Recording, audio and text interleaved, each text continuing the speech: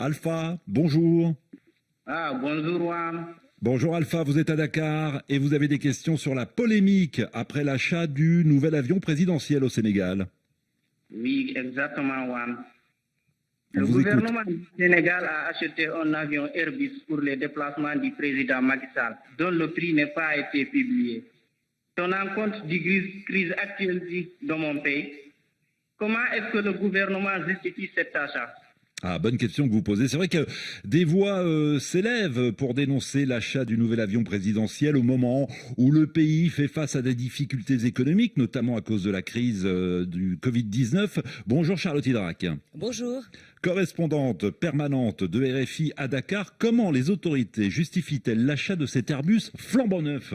Alors, le premier argument avancé par le gouvernement, c'est que l'actuel avion présidentiel, qui est baptisé la Pointe Sarène, et que cet avion est tout simplement trop vieux.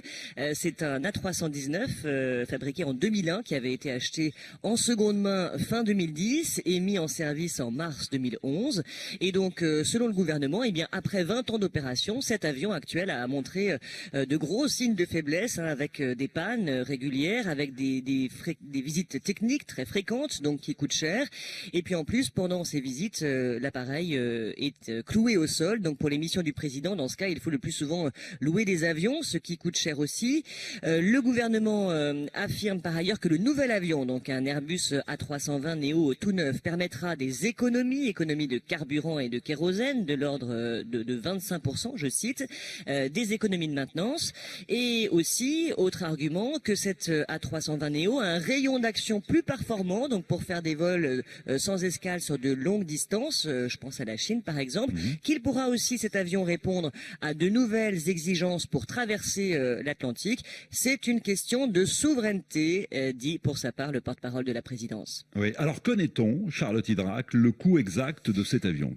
Alpha le disait, là-dessus pas de réponse. Le porte-parole du gouvernement a expliqué qu'il s'agissait de secret défense pour des raisons de sécurité, puisque l'avion du président, comme d'ailleurs dans d'autres pays, est géré par l'armée. Ça fait partie du domaine militaire.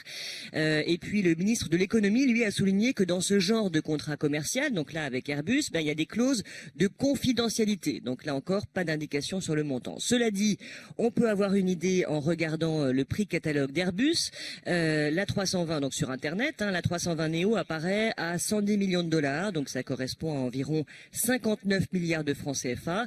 Ça peut être plus, bien sûr, si on ajoute des aménagements, des équipements spécifiques, par exemple pour les télécommunications, pour un avion présidentiel. En tout cas, ça donne une idée, mais effectivement, des voix se sont élevées. Je pense notamment au Forum Civil, section sénégalaise de Transparency International, qui ont réclamé des précisions sur le coût de cet achat et puis sur le montage financier. Oui, Alpha a une autre question à vous poser, Alpha. Oui, le président Macky Sall essaie de négocier l'annulation de la dette sénégalaise.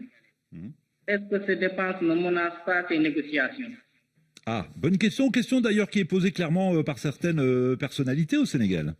Oui, alors effectivement, compte tenu de la dette publique totale, je ne sais pas si on peut poser la question en ces termes. Finalement, même si c'est 59 milliards de CFA, ça reste finalement assez marginal entre guillemets. Et puis on peut souligner aussi que l'achat de cet avion a été conclu avant toutes ces discussions et ce débat sur la dette. Le contrat, selon le gouvernement, date de juin 2019.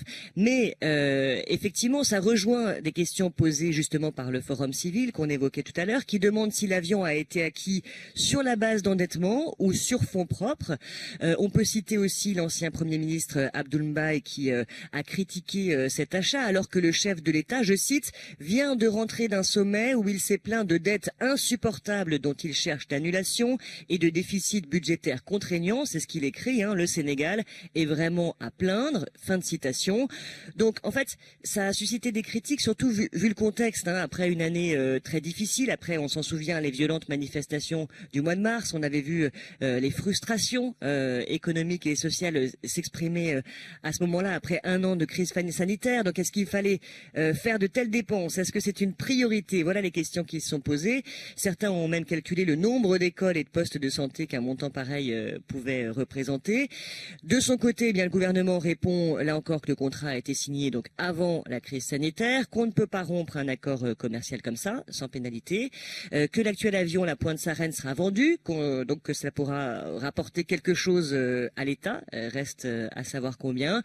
Voilà le débat, donc il n'est sans doute pas clos. D'ailleurs, le sujet est encore à la une du journal Le Soleil ce matin, et ce nouvel avion devrait en tout cas être réceptionné en principe le 16 juillet prochain.